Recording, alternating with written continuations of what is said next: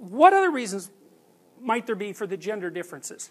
Well, this is more speculative than what I've discussed with you so far, so you can think about it. I mean, these are things I'm trying to get straight, and so I'm going to share with you some of the pathways of my current thinking. So, there is evidence that more disagreeable people are more likely to be successful as managers. Now, why? Well, Boudreau, who wrote a paper called Effects of Personality on Executive Career Success, said the following: agreeableness associates with being trusting, submissive, and compliant, which could be perceived as naivete, docility, and a tendency to follow rather than lead. All right, so that's his opinion. But then, here's what he measured. So these are effects of big 5 traits on career success. Now, you know, career success can obviously be defined a number of ways. It could be career satisfaction, or it could be like external markers of career success, and they did both. So we're going to look at direct, because that's the external sort of objective markers. What you see is that if you're high in neuroticism, that's not so good for how much money you make. There's a negative correlation of 0.3, which, by the way, that's a big correlation. So, you know, you'll hear people say that 0.5 is a large correlation and 0.3 is moderate and, you know, 0.2 is small, and that's wrong. And that was clarified 4 or 5 years ago. I'll get the paper for you. I can't remember it. It was an American psychologist. But the guy who wrote the paper, what he did was he looked at a whole bunch of social science studies and then calculated how frequently different effect sizes showed up. And what he found was that 0.5 was unbelievably large. You know, that 5% of social science studies ever got a correlation of 0.5. It's like, if you get a correlation of 0.5 in your study, you've either made a dramatic error, or you've replicated something that's already well known, or, you know, you're in science, because it never happens. 0.3, that's a pretty good correlation. So the fact that neuroticism is negatively correlated with how much money you make, how likely you are to ascend, and then how close you are to being CEO. Obviously, the effect size decrease. So, neuroticism is also, extroversion is a reasonable predictor only of how much you're ascending, and it's pretty small.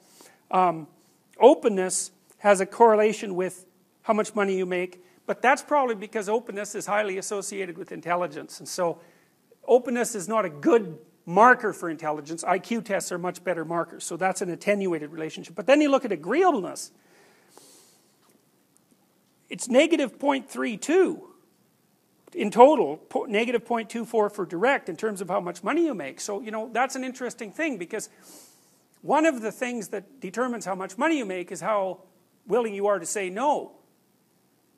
Right? Because if you're negotiating with someone, then the only thing you have at your back is your ability to say no and to push it, or even to ask for a raise. And, you know, pushy people are much more likely to ask for a raise, and of course those who ask for a raise are much more likely to get it. So the guys who are hard to get along with, because most of the people who are hard to get along with are guys, are more likely to be paid more. They're more likely to ascend the corporate ladder. They're more likely to be close to the CEO in terms of proximity. And they're even more likely to be rated as employable. It's funny, eh? Because you'd think that, you know, if you're agreeable and easy to get along with and all that, that people would be more likely to rate you as a suitable employee, but that isn't right. That's the opposite seems to happen. So, you know, and the agreeable guys are less satisfied with their jobs. No, sorry, the agreeable people are less satisfied with their jobs as well. So, okay, so now let's look at motivation variables. So, the extroverts work more evenings. The agreeable people are less likely to. So it's a funny thing too, because disagreeable extroverts are narcissists, and there's some evidence that you can derive from this data, you know, because there's always this talk about disagreeable extroverts or narcissists being more likely to rise up to CEO level, and you know, there is some evidence for that, at least insofar as agreeableness is a negative predictor of doing such. All right, so one of the things we've just found is that one of the predictors for ascendancy and proximity to a high status position is low agreeableness. Now, the next thing you might think about is, well, what role does that play in terms of the factors that men and women find attractive in each other? So, you might say, well, what do you want in a mate? If you're a woman, you might say, well, you know, you want someone who's kind and loving and forgiving and empathic, and those are all good things, but it isn't necessarily the case that the empirical studies show that that's what drives mate selection. So we could look. This is an interesting study, so it's a few years old. 1,000 French-Canadian respondents, 433 males and 700 females. And so here are the variables. One is possession of resources. It's a composite index composed of occupational prestige, income, and education. And then the other variable is acquisition of partners, sexual partners, that is.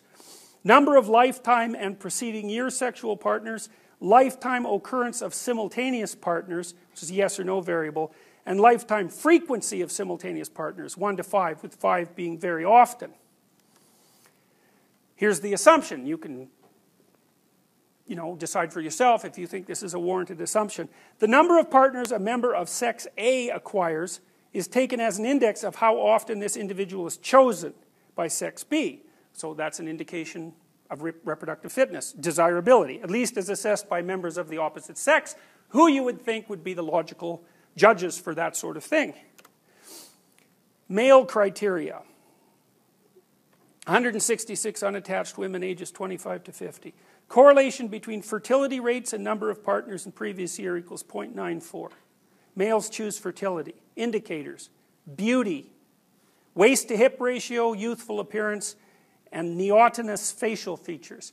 Neotenous means there's a tendency among animals as they evolve to increasingly look more in their adult stages like their juvenile forms.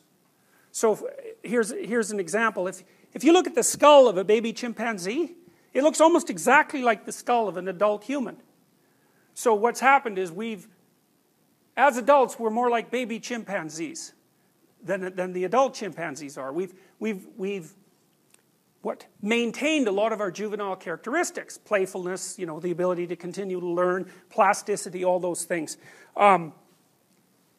There's a preference in objective beauty analysis, say, of facial features, for men to prefer more neotenous female faces.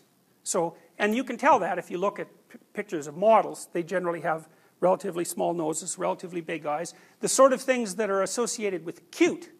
And cute actually is a pretty identifiable category.